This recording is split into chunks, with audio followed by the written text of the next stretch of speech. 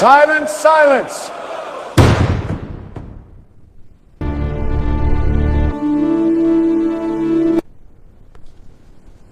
ఏమిటి మీ ఆరోపణలు? కోర్టుకి వివరించండి. ఇతను మా స్ట్రీట్స్ లోకి వచ్చి బలవంత మతమార్పిడి చేస్తున్నాడు సార్. ఇతను చేస్తున్న ఆరోపణలు నిజమేనా?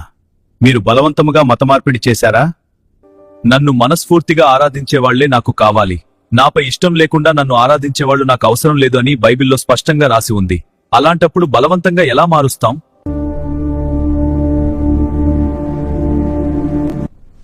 మీరు రైస్ బ్యాగులు, డబ్బులు, కానుకలు ఆశ చూపించి మా వాళ్ళని మతం మార్చారు. నేను బీదలకు సహాయం చేయాలని చెప్పాను కాబట్టే వాళ్ళు చేస్తున్నారు, మతం మార్చాలని కాదు. వాళ్ళు మతం మారేది మీరిచ్చే వాటికి ఆశపడే. నా సేవకులిచ్చే ఆహార పదార్థాల కోసం మతం మారకండి. నేనిచ్చే నిత్య జీవం కావాలనుకుంటే మాత్రమే నా దగ్గరకు రండి.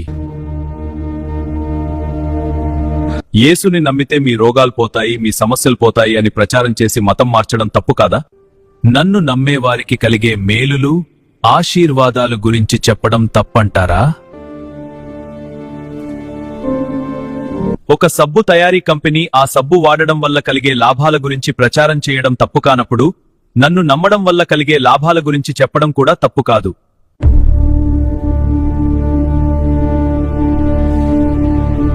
మీరు మా వీధుల్లోకి వచ్చి మత ప్రచారం చెయ్యొద్దు, మాకు చెప్పొద్దు. నేను నా సేవకులకు అదే చెప్పాను, వినేవారికి చెప్పండి. వాదించేవారి ఎదుట మీ పాదాల ధూళి దులిపి వచ్చేయండి అని.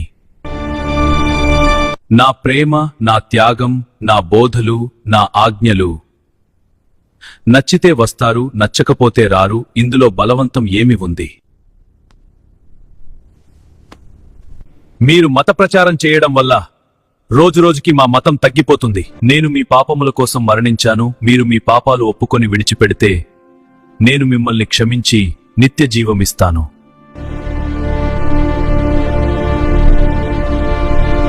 ఇప్పుడు నేను మీకు సువార్త ప్రకటించా కదా, మీరు మీ మతం మార్చుకుంటారా?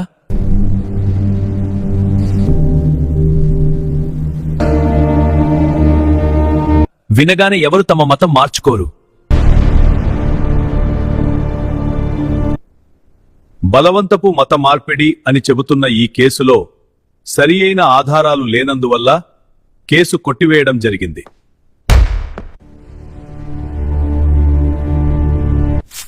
అలాగే సువార్త విన్నంత మాత్రాన మతం మారేంత బలహీనమైన మనసాక్షి మన మతం వారిది కాదని